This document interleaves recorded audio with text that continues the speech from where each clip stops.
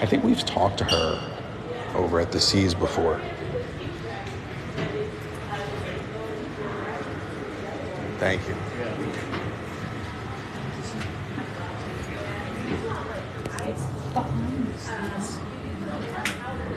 This is the behind the scenes tour.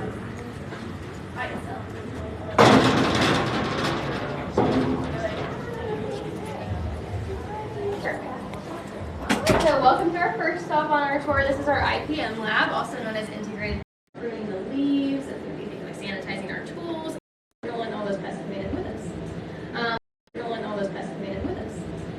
We have also some chemical controls. That's going to be things like soft pesticides, horticultural soaps and oils, rosemary oil. We have also some chemical controls. That's going to be things like soft pesticides, horticultural soaps and oils, rosemary oil. But if you guys want to get a closer look, go ahead, take a look. I'm going to get a little video started so you can see a closer look at what's happening. But feel free to take a look.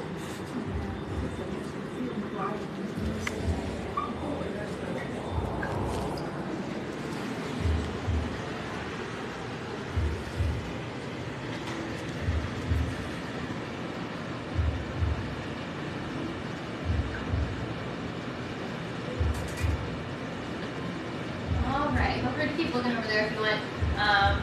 But if you do look at the screen here, you can see the leaf miner flies. This is a really zoomed in view of the leaf miner fly. They're definitely not very big.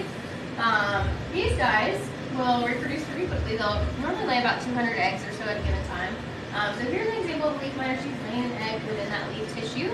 And here we have lima bean plants, for example. But she's going to insert that egg right into the center of that tissue with her ovipositor. So they can multiply very quickly, do a lot of damage to plants. In just a second, what you're going to see is the leaf miner larva, which kind of looks like it has a pickaxe on the front of it. That's why we call it a leaf miner, because it's kind of mining away at that tissue, so to speak. So it's going to mine away all that tissue and then do a lot of damage. In just about a week or so, they do quite a bit. If you guys want to pass around an example. It's going to show an 8-day time lapse here in a second. So you'll see all the damage they can do in just over a week. So quite a bit of damage. See those lines start to form. And that's all the leaf miner. So obviously we don't want that. That's not good. But it's okay because we have our parasitoid wasp that's going to come in and save the day. Normally we don't think of wasps as being really good things for us, but they actually can be. These guys also don't sting, so they're not harmful to us. They're very tiny too, which you might have noticed in the pictures at the bottom. So our parasitoid wasp, what she's going to do is she's actually going to lay an egg inside the leaf miner larva that's already in the plant. So she's able to detect that, and she's going to use her ovipositor to deposit an egg, and it's going to go right inside the leaf miner larva. So what's actually going to happen is kind of like a scene from Alien. You've seen that movie. It's going to kind of pull an alien where that parasitoid wasp is going to eat the leaf miner from the inside out. And then you'll see that little pupa coming out of the leaf. So that's what those look like. We actually collect them in this corner over here in that whole cycle we have. So the pupa, instead of having a leaf miner fly come out of it, is actually going to be the parasitoid wasp because basically it ate it from the inside out. Kind of gross, but it is efficient. So you can also pass around the little wasp too. All right, and while you guys pass those around, I am going to actually run the little wasp too. Alright, and while you guys pass those around, I am going to actually, so you can put it around your neck, and then it has a little ear.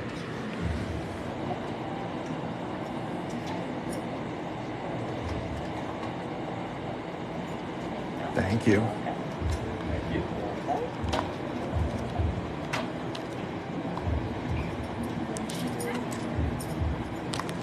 So when you turn it on, it should say channel.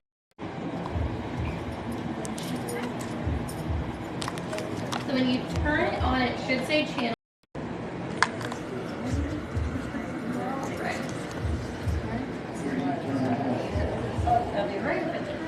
Okay. The signal will clear when we get outside.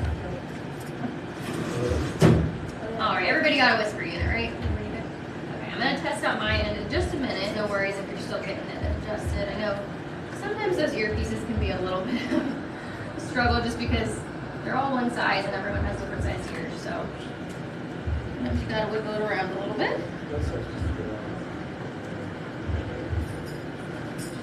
All right.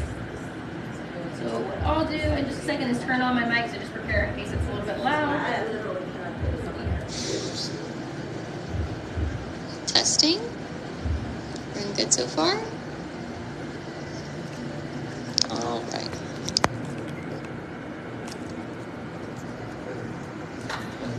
All right. Anyone? Is that one? I have a little like earbud, if that's easier. Let me try this one because I think I have one more. You can try that and see if it's better.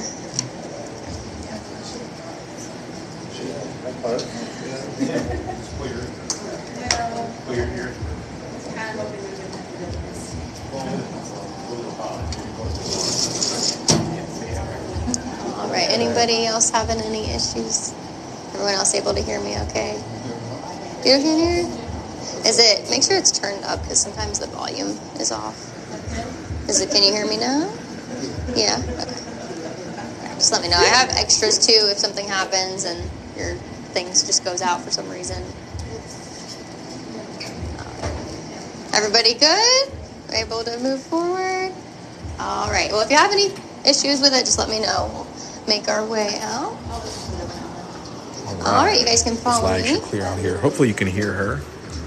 I have my earpiece right up to the mic for you.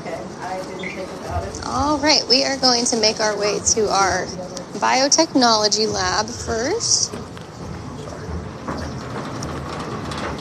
Has everyone been on Living with the Land, the ride?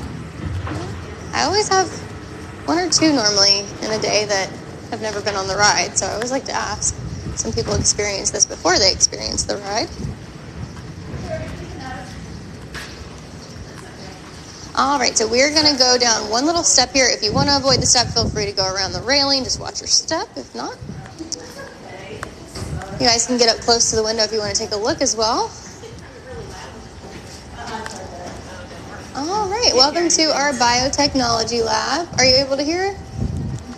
If you want, I only really have those two different earpieces, or if you just want to stay close to me during the tour. So we have our biotechnology lab here. You'll see our Mickey's Mini Gardens, which we do grow in-house. So this is one souvenir that you can actually get from EPCOT that's made here in EPCOT. Really the only one. So what we do here is tissue culturing. So you'll actually see an example on the screen there. We have dragon fruit tissue culture going on, where we're taking a cutting from the mother plant. And then what happens is the plant has what's called totipotency, which means every single cell within that plant has the total potential to become any other type of cell.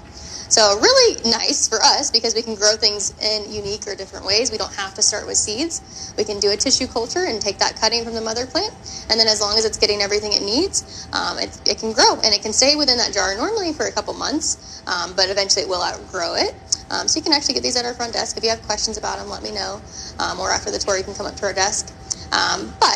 Cool thing that we do here also is we work with the USDA. So we work with the U.S. Department of Agriculture, finding ways we can better utilize biotechnology, whether it means we're growing things more efficiently.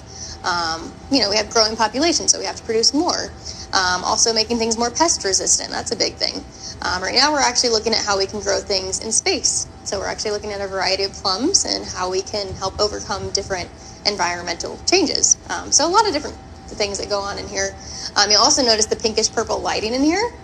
So that is actually to help with the growth of these baby plants. The red light and the blue light combined are what are giving off that purple pink glow. The red light's going to help with the growth of the roots, and then the blue is going to help with the growth of the shoots or the topside plant. Does anyone have any questions about biotechnology so far?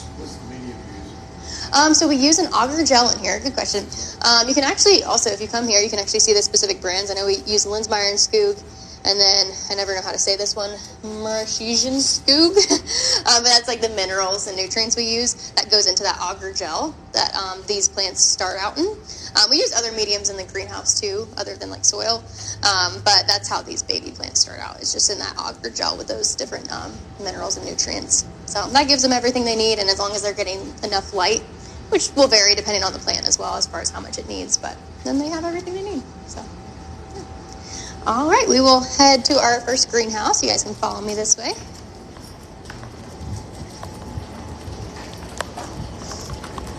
All right, so just a couple reminders. Just make sure to stay on the walking path with the group. And just make sure not to try and taste or touch anything. Like I said, I know it's tempting. When I open this greenhouse door, you're going to hear that air curtain activate. And it's going to start to blow that air out. So if you do have any pests in your party, hold on tight to them. Don't let them go. Don't let them fly away. You guys can follow me in.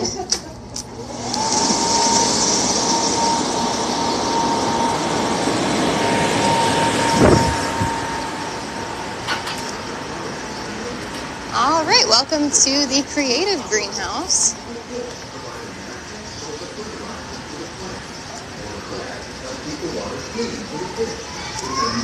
All right, so this is our creative greenhouse, our first greenhouse on our tour today.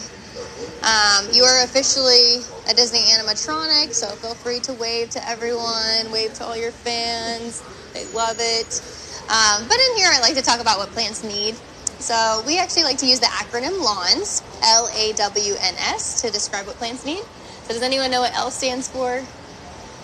Light, exactly. A, air. W, water. N, nutrients, exactly. And then S, that's always the one that stumps people. Not sun, because we talk about light, not space, even though that kind of can go hand in hand. So it's support, or I also like to say they need a little bit of love. So a good example of this is actually our squash that are growing over here. We use hydroponics in our greenhouses. So that means we're utilizing water to help deliver the nutrients to the plants. It's a very efficient system. The squash that are growing over here are using hydroponics, but they're actually using a specific type called aeroponics. So you'll see the roots are hanging here, suspended, and it's actually going through this conveyor belt. So you're more than welcome to kind of take a peek as well and look over, and you'll see that nutrient solution is actually being sprayed on the roots of the plant. So they're getting light, they're getting air, the water and nutrients are combined, and they're getting that as well through this conveyor belt. And then they have a lot of support as well with the system. So very efficient. Across the way, we actually have another type of hydroponics, which is called aquaponics. Aquaponics is actually going to combine aquaculture, which is at the bottom, with hydroponics at the top. So these fish actually are able to provide a natural fertilizer for the plants. So, of course, they have waste products that are produced in the form of nitrogen. That gets converted to things like nitrate, things that aren't actually good for the fish, but are really good for the plants that they take up, and they actually help to clean the water that way. So it's a beautiful cycle, that nitrogen cycle, benefiting both parties. You'll also notice in our creative greenhouse, we have things set up in different ways. So we have like vertigrows and verticrops across the way. So we can utilize space very efficiently in here. The vertigrows over here, they are stacked 9 high. They have 4 plants in each one. So that's 36 plants just in that one little column there. So very efficient in terms of space usage. We will actually come this way. You guys can follow me. And I know I said we weren't going to touch anything. I lied. You can touch one thing. You can touch Stanley. Stanley is our Mimosa pudica here in the corner. So you'll notice those leaves start to move around a little bit. So when you touch Stanley, he draws in those leaves as a defense mechanism. Pretty neat. Does this a lot of times to protect from like animals that might be nearby, doesn't want to get eaten. Stanley is technically a weed. He does produce very pretty, like purplish pink flowers. You don't really see them right now, but sometimes you can see them, and they're really pretty. And what's happening is that's the turgor pressure within the plant that's drawing in the water. So that actually helps direct the water to the roots as well, especially if it's raining. You can sense vibrations also around. So directs water to the roots in that case if there's water exposure, but mostly as a defense mechanism against like plants or against animals or even humans like us. So wants to protect itself. So this is a Mimosa pudica is the scientific name, or we call it a sensitive plant as well. So Stanley's very sensitive. So I'll show you what happens when it does sense vibrations around him though. So I made him a little bit scared, but it's okay. He'll be fine. In about 5 minutes, he'll be back to normal. So pretty quick turnaround time. But yeah, that's Stanley for you. You guys can come around the corner this way.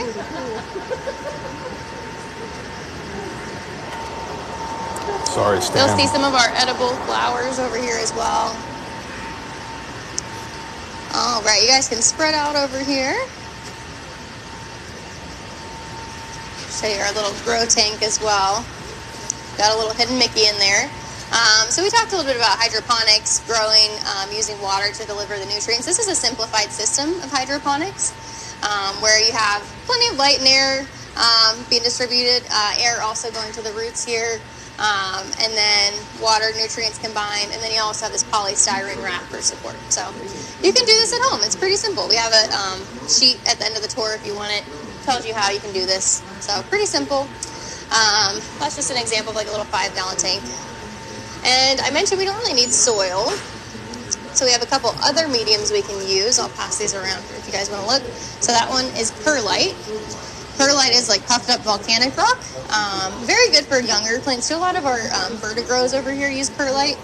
And then coconut core is another one. That's just the outer part of the coconut. Also a good medium. And then the last one's rock wool. Rock wool is actually spun volcanic rock.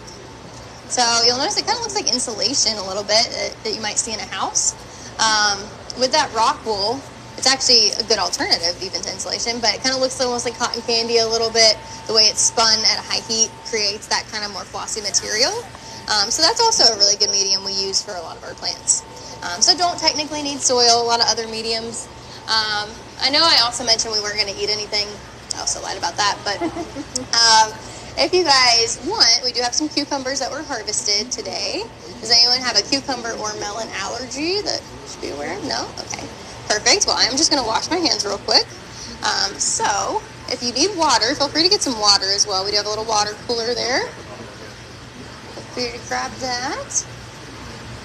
I'll take this whenever you're done.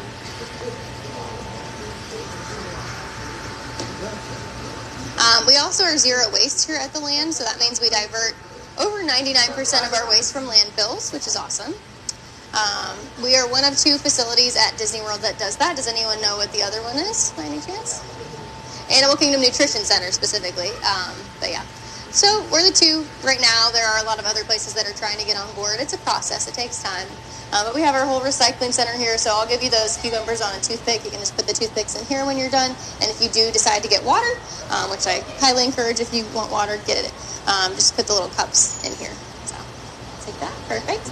All right. Well, feel free to get water. I'm going to wash my hands real quick. These cucumbers are actually a Davita variety of cucumbers, which we'll see in the next greenhouse.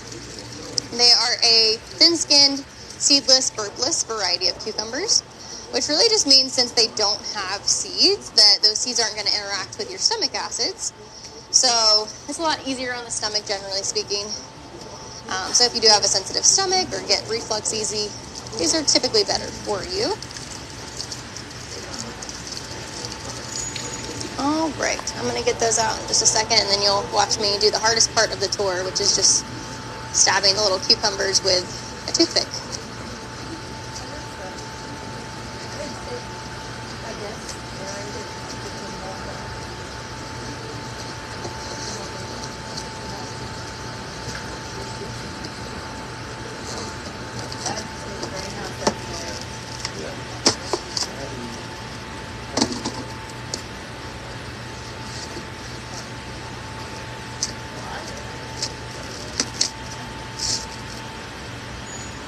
Just bear with me as I'm refilling the gloves here real quick.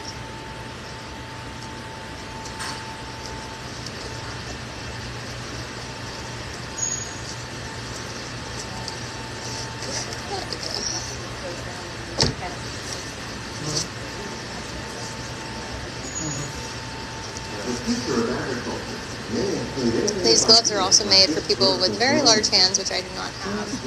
So that also makes it extra hard getting these little cucumbers on a toothpick.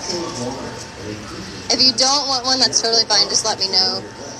I actually don't really like cucumbers, but I think they're pretty good. I find that they're pretty refreshing as well. I think they have a good flavor to them.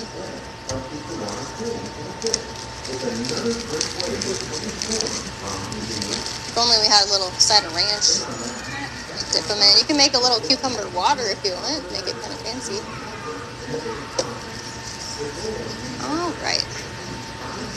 Like I said, if you don't want one, totally fine, just let me know. If not, I will go and pass them out.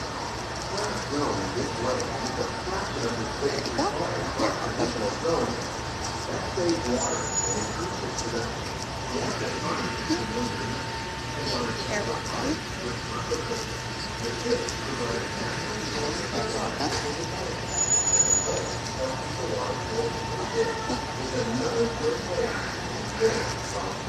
Sometimes I can't separate them, so sometimes you get two.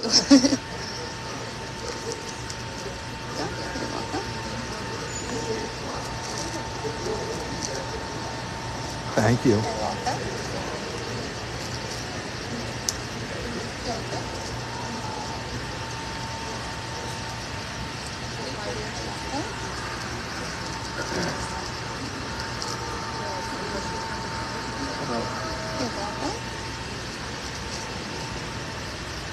What variety did you say?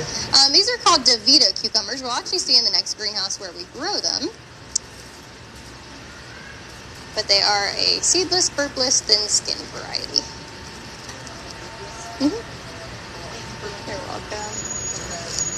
We have a couple left. Does anyone like cucumbers a lot? Anybody want another one?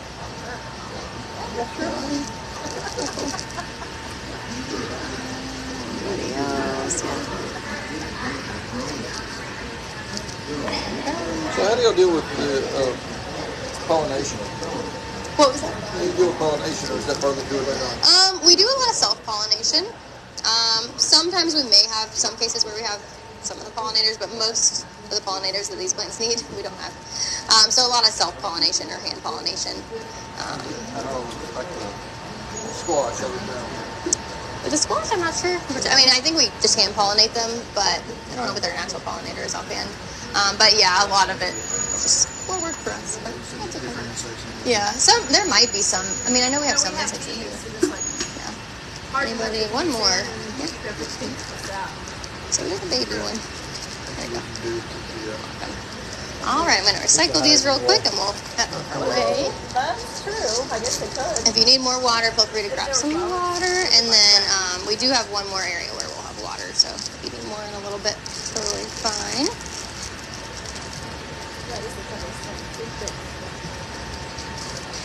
So we actually separate the bag, the top and the bottom, because it's two different types of plastics. All right, perfect. We will head on our way to the next greenhouse. You guys can follow me. Just make sure not to step over that white line for me, but you are more than welcome to take a picture of that nutrient tank ingredient list. That just tells you what's in our nutrient solution. Yep. All right, welcome to our production greenhouse. Thank you. Yep. This is also called string greenhouse, which you'll kind of see why, because we have a lot of string trellis systems in here. It's called production greenhouse, though, mainly because we produce a lot in here. About 30,000 pounds of produce is produced at the land in general each year. 20,000 pounds comes from this greenhouse, so quite a bit. You'll see some microgreens here. We also sometimes have mini greens. We're setting up something new. I really don't know what it is yet, but we rotate stuff pretty frequently in here. But the microgreens are really good because they're small, but they pack in a lot of flavor. So we can send them to restaurants a lot of times. The chefs request them. Soup, salads, anything really. They can add a little extra flair. So yeah, those are microgreens. If you keep coming this way, you'll see our Felicity tomatoes. So our Felicity tomatoes, they are an indeterminate variety of tomatoes, which really just means that they're going to continue growing forever until they die. Unlike us, we reach a certain height, we stop growing. So they're indeterminate, which means they're just going to keep growing. So what we do is we use a lean and lower method, which basically means once they reach a certain height, which you'll see on the string system, we start to lean and lower them, almost forming like a racetrack pattern, so to speak. So that actually helps because it keeps a lot of the fruit towards the bottom. So those tomatoes are towards the bottom, it's easier for us to harvest them. And then so a lot of the older leaves are towards the top, and that actually helps as well because pests are more likely to go after some of those. So very efficient. If you keep coming this way, you'll see our salad spinners. The spinning isn't really super beneficial. You could say it helps with like distribution, but It's really more for show. So we had some different varieties of lettuce there. We have another tomato plant, same variety, Felicity tomatoes, but this time it's in the shape of a tree. So we can kind of train plants like we can train animals in a way, cut them in certain ways, directions. And then you guys can spread out here. I'll show you guys our nutrient film technique, which this is more lettuce here. We have a couple varieties, but what we do here is the nutrient film technique, which basically we put those little heads of lettuce in these little holes here. They have, I think it's rock wool that we normally use most of the time for the lettuce, which we passed around earlier. Really good medium for these ones. And then we have that little tube that's delivering the nutrient solution down this little gutter.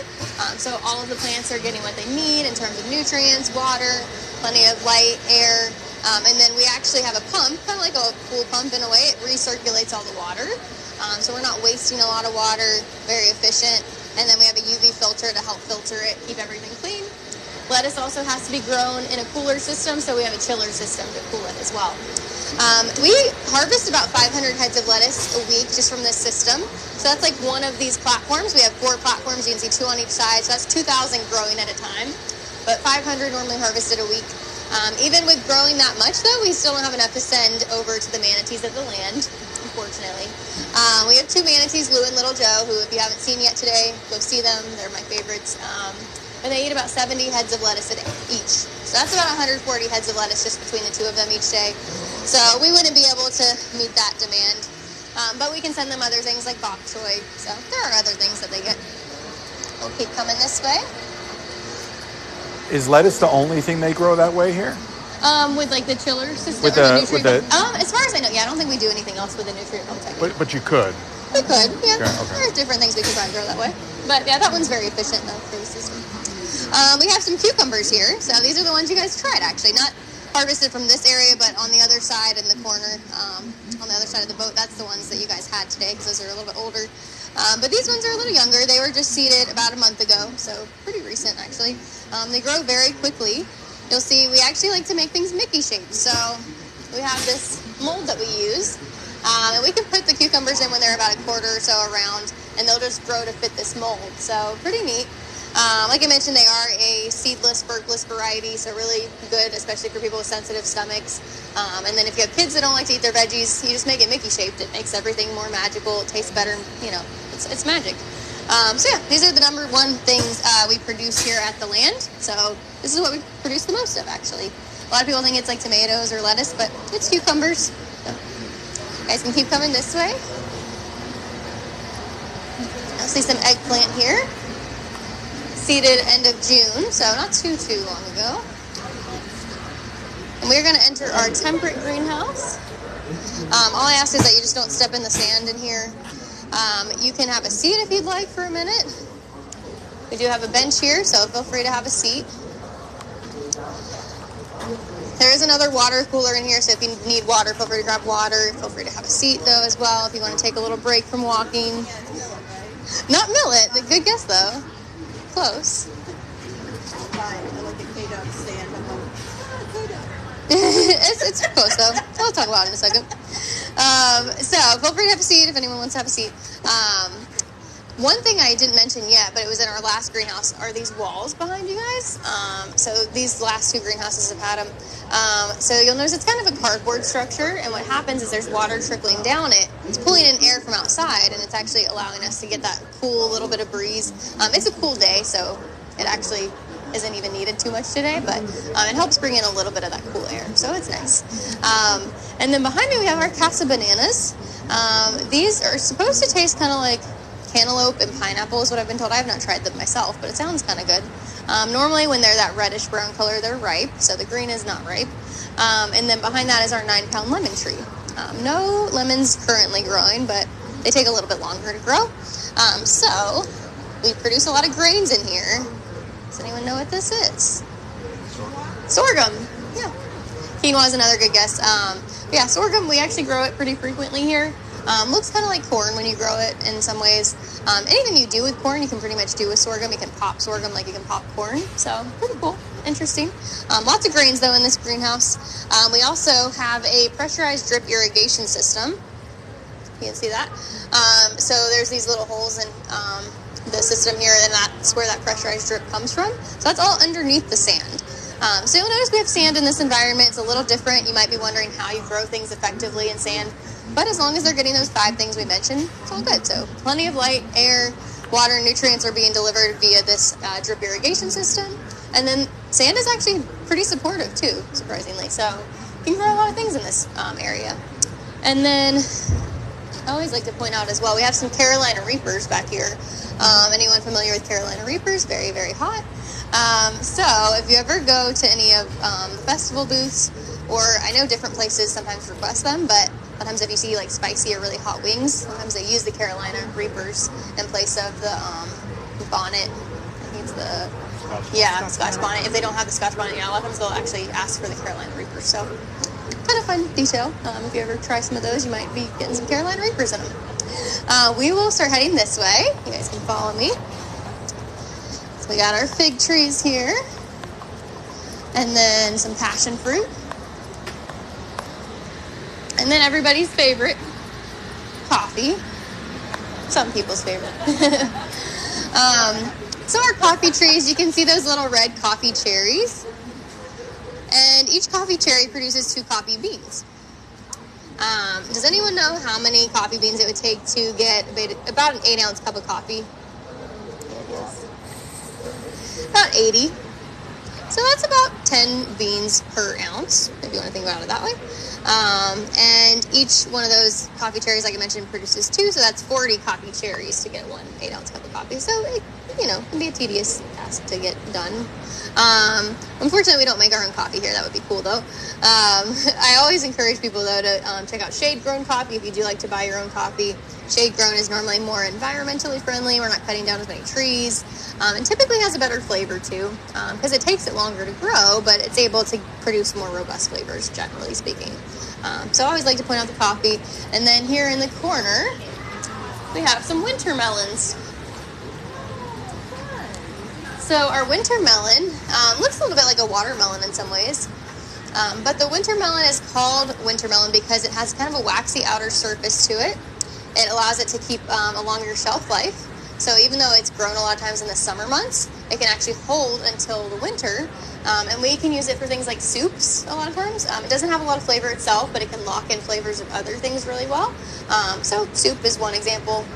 Although we don't send these to restaurants a lot, we do send them somewhere else. Does anyone have any ideas where we might send these? Animal Kingdom, yeah.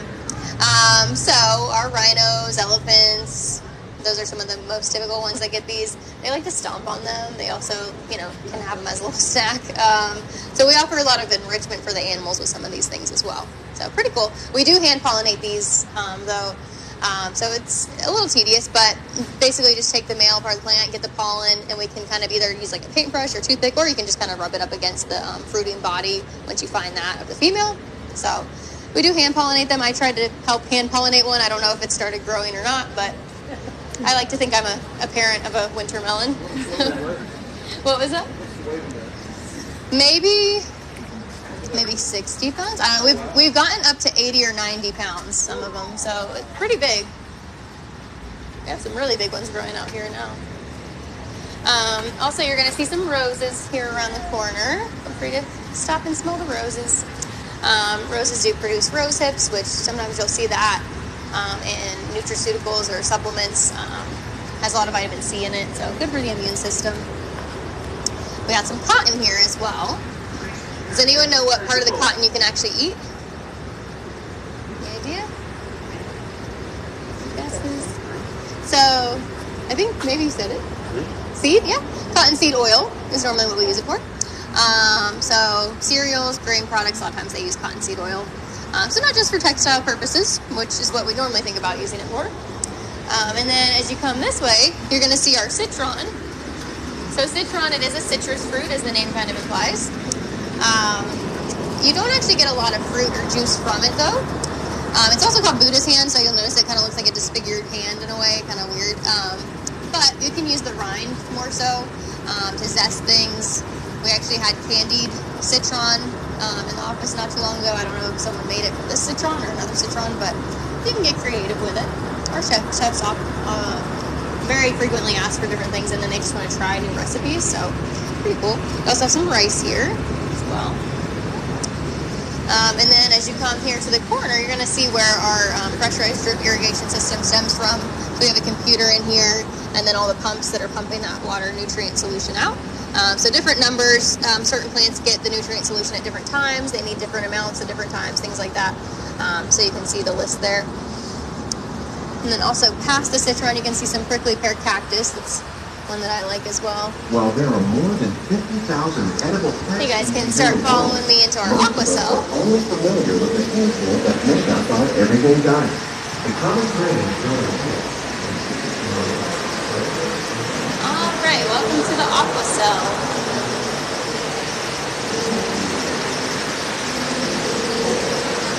So when you come around the corner, you're going to see some shrimp. These shrimp are not actually sent to the restaurant, so you don't have to worry about them getting eaten. They're not going to get eaten. They're kind of like pets, but they're more for educational purposes, showing us some of the benefits of aquaculture. One of the main benefits of aquaculture is we are controlling the quality of the food and the water that the animals receive. So better quality lives they have means better quality food for us. Also, we're not overfishing or taking too much from waterways like oceans, lakes, rivers. So we're not causing an imbalance to the ecosystem, especially the marine ecosystem. And also there's a lot of runoff that gets into the oceans and other waterways. So things like microplastics, pesticides, a lot of things can get into the ocean. And unfortunately, some of these smaller animals can eat those things, and it biomagnifies up the food web. You don't want that. So you don't want to eat those things if they are contaminated. So this is typically just going to be a safer option as well. Seafood Watch is actually a really good resource if you guys like seafood. Highly encourage you to check it out. They have a website. It's actually something that Monterey Bay Aquarium came up with. And they will actually show you good sources of sustainable seafood. So if you go on their website, they'll show you like the best options, some good alternatives, and then ones you just want to completely stay away from in general. But good resource. You're more than welcome to take a picture of that too. I'll leave that there. You can also see how big some of our shrimp can get. Pretty massive. With like these ones, for example. Honestly, a lot of these, maybe a year or so. I mean, it doesn't take too long for them to get pretty big. They're pretty fast growing. I don't know how old most of these ones are in here, but not any quite that big. But they do also have hidden Mickeys in here a lot of times, but they like to dismantle them. They will pull them apart. They're very territorial, so they're funny. We love our shrimp. You guys can follow me this way. I always wondered why sometimes they look like one day they're complete and the next day they're a mess. Yeah. The shrimp are taking the Mickeys apart? Yeah. They'll tear them apart. They like to have their space, and they are very like territorial. Some like to be dominant, and so it can cause little feuds, so they tear them apart. There's another hidden Mickey for you guys. Got our hybrid striped bass here.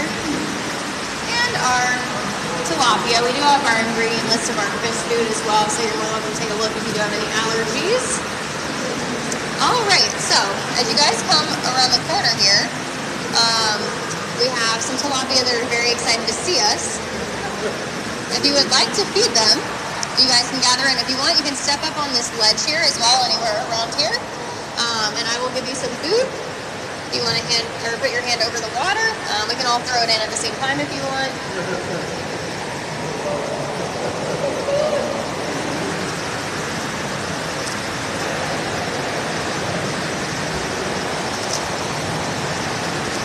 They already know. They know.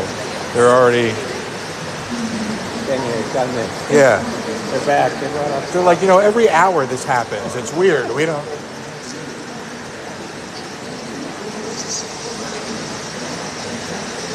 All right, anybody else want? Yeah, you guys can come right here.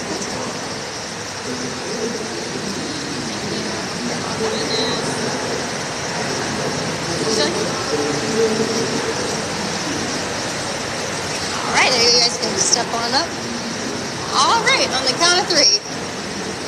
1, 2, 3.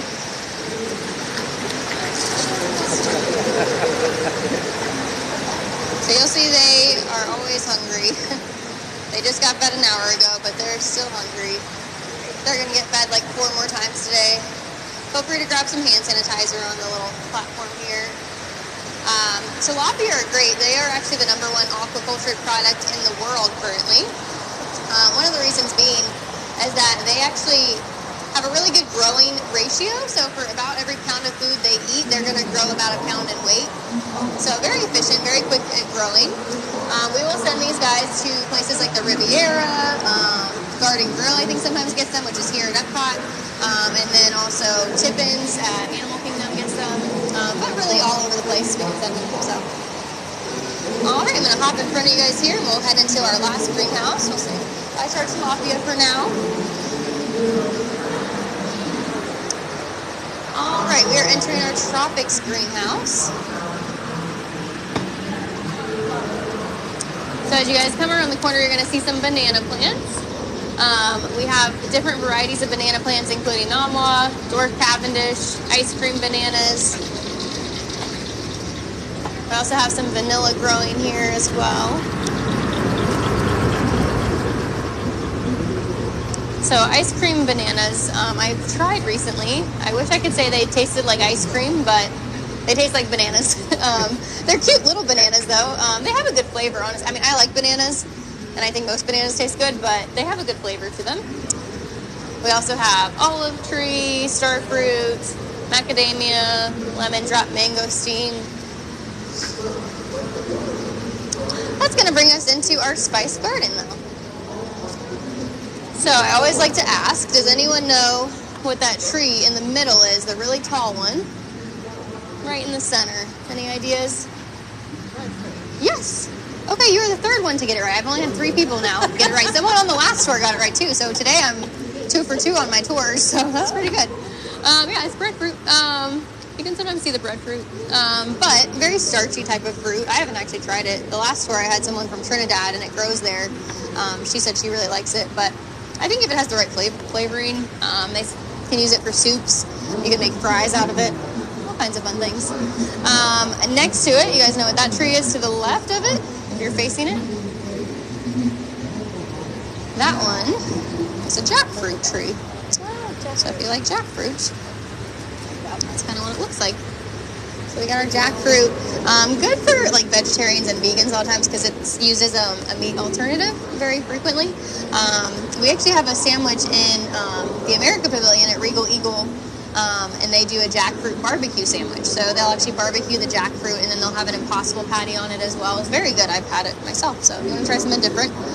Does anyone know what the most expensive spice is? Saffron. Yeah, does anyone know how many flowers it takes just to get... Oops, sorry, that was loud.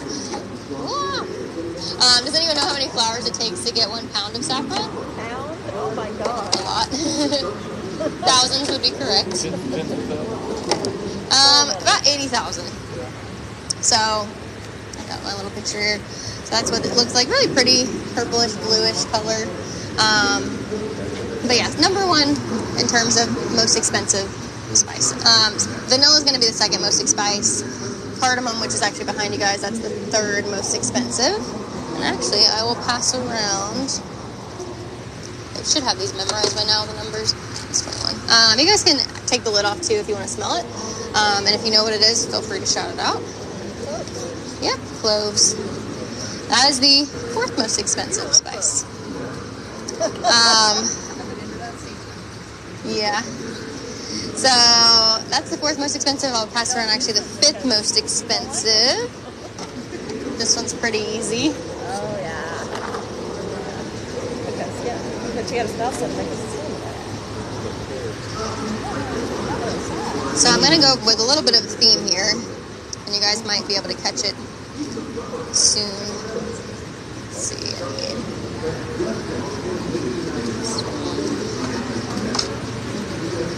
Pass around that one as well.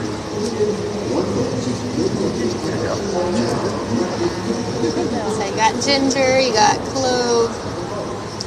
What else did I pass around? Cinnamon, yeah, cinnamon. Everybody able to... Smells like mace. And then this one will help actually a lot explain my theming here. Oh yeah, that's coffee. Yeah. Does anyone know theming yet? What'd you say? Not quite Christmas. No, well, almost. So, pumpkin spice, yeah, pumpkin spice latte. Yeah. So, unfortunately, pumpkin spice doesn't actually come from pumpkins, as I'm sure a lot of you guys are aware. So we use things like cloves, cinnamon, ginger. And we got coffee, of course, because you need that for a pumpkin spice latte. Another good one. Oh, this one's important. You need that one. Yeah, nutmeg. Another good one. So, very seasonal. And then I'll actually pass around one other one that I like a lot. You could also use this one as well. What was your? Yeah. What was the ginger? Was it just a standard ginger, or was there a specific variety? Oh yeah, just I think standard ginger. Yeah, you can.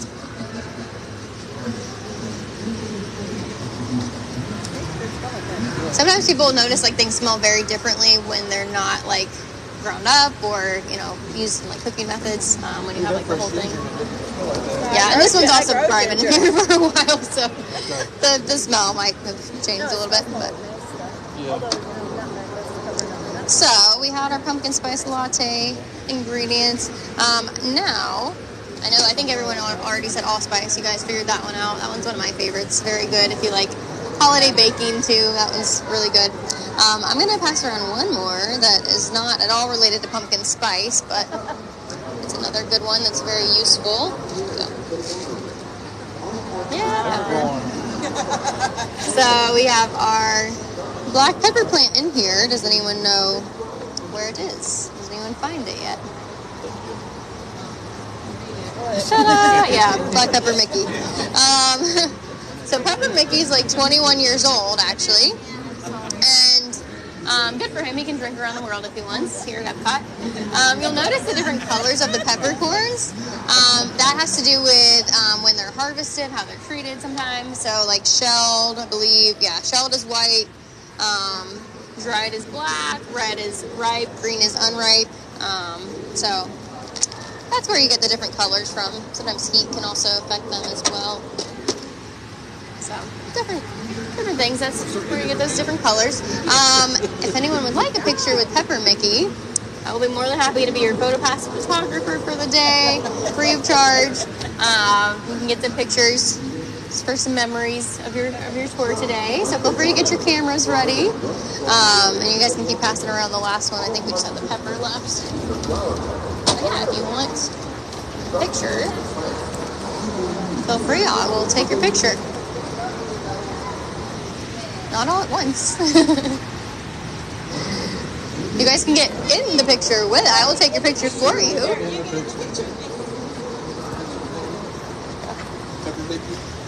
You gotta get a picture of Pepper Mickey. Actually, I'm gonna move this slightly back. There we go. Perfect. Get a couple. Get one this way.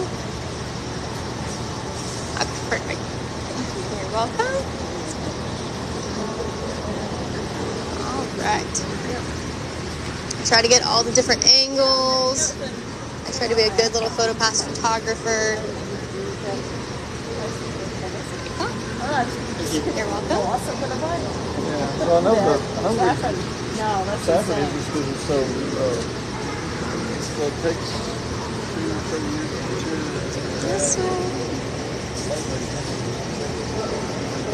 There you go. Thank you. You're welcome. Anybody else? Yeah, you guys want one all together? Might as well. So it's not a tripping hazard.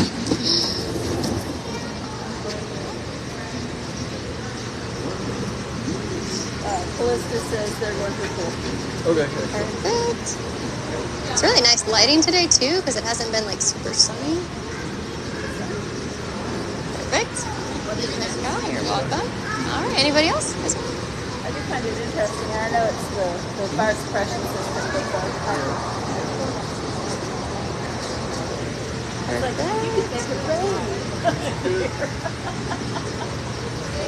There you go. You're welcome. Anybody else?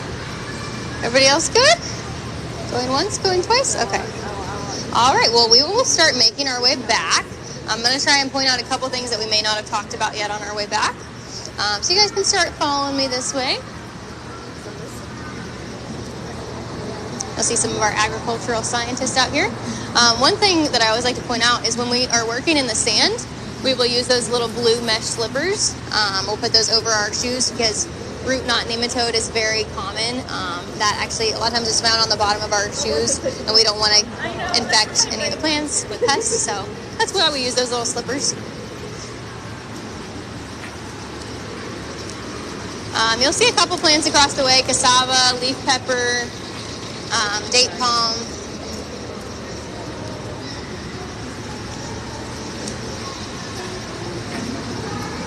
So here we also have our cacao tree. So you can sometimes see like the little football-shaped cacao hanging from it. So we don't make chocolate here at EPCOT yet, but that's my goal, is for us to make our own chocolate. I think that would be cool. It'd probably be a lot of work, but it would be cool.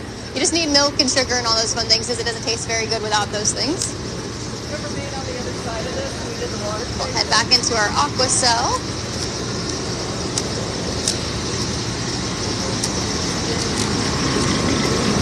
So one thing I don't think I mentioned yet, you'll notice like the red-orange lighting in here. That is actually to help inhibit the growth of algae, because algae can easily build up in an aquarium like this. So it makes it easier on us so we're not constantly having to clean.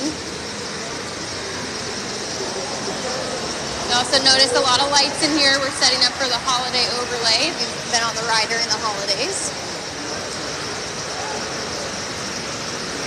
Let's say goodbye to our little shrimp friends. Nobody waves.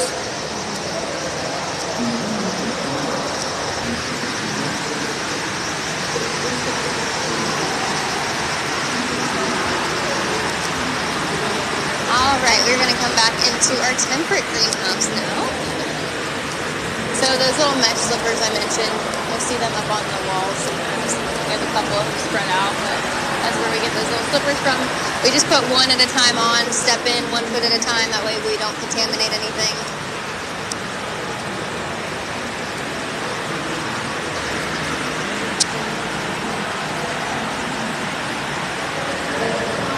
Also have some pretty sunflowers across the way as well. Another fun thing about the winter melon, when you cut it in half, it kind of looks like a snowflake in the middle. So I always like to say that's also why it's called a winter melon. Also, it's Queen Elsa's favorite fruit. It's okay if you don't laugh, I'll let it go. Sorry, I don't have any really good jokes on the store. That's about the best I got. But yeah, you'll see we have very large winter melons. Like, the biggest one, I believe, was 80 or 90 pounds that we've gotten here. So.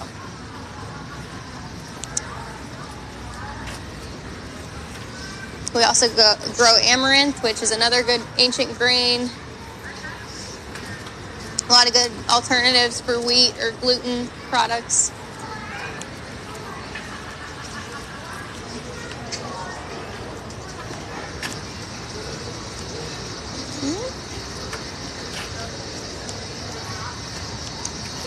I don't remember if I mentioned before, but we do have our pumpkins. The pumpkins across the way. We also have molds for those, so we can make those Mickey-shaped as well. Because, you know, everything's just better in a Mickey shape.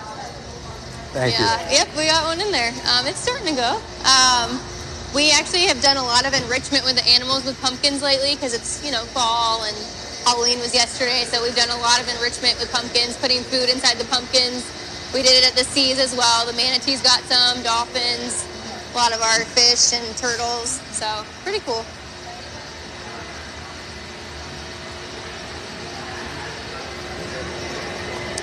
Also, I would love to point out these lovely lights on the microgreens because I helped do those lights.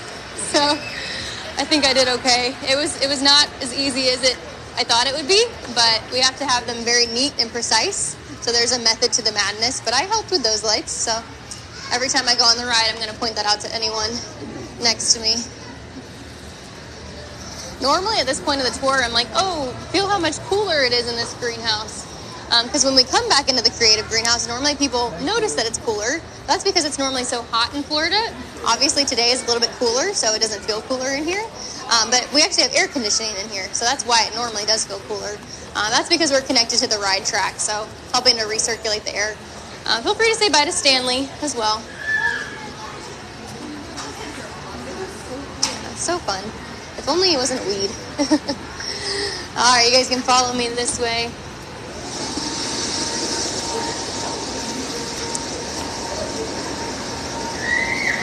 Got some of our cinnamon. Getting some water nutrients.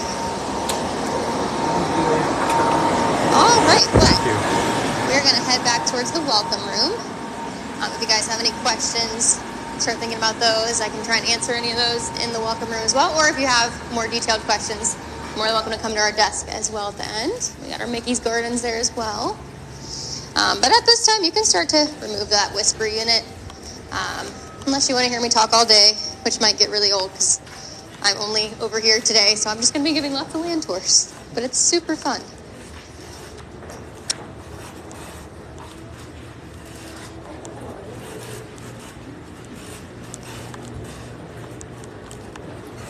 Dangerous one. Keep off the stairs.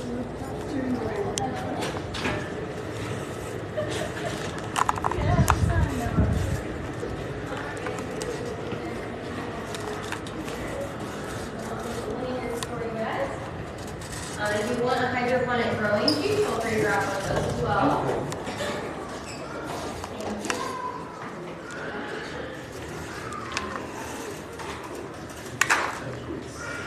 Does anyone have any questions as of right now?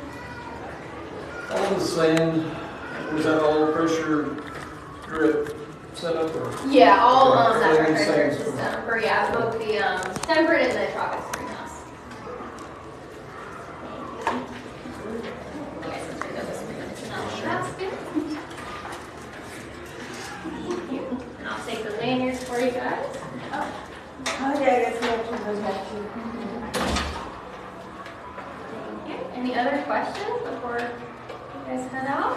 Yeah, can I live here? Can you live here? Yeah. I mean, if it were up to me, yeah. Thank you. Well, right, maybe we're new, but wait. I know, right? Somebody didn't enjoy soaring. All right, well, if you guys enjoyed the tour, my name is Olivia. Once again, We did miss Sam. yeah, if you did miss Sam. I hope you guys enjoyed it. Every tour is a little different. So come back and see us. Always get new plants in. Or see us at the Seas too. I will be at the Seas a lot, so come see us at the Seas. We have our Dolphins in Depth and Dive Quest tours. Your dive certified for that one. But yeah, any questions? I have a really old Maui card. Does that count? Yeah, as long as we use them. As long as you have one, it doesn't matter how old it is. Yeah, because they don't expire. So. Yeah, it's awesome. It's one of the best tours in my opinion. I love that. I've done it too. It's super fun. So, yeah. All right. Well, if you guys don't have any other questions, hope you have a good rest of your day. If you think of anything, come by our desk too. Thank you, Lydia. You're welcome. Of course, you're welcome.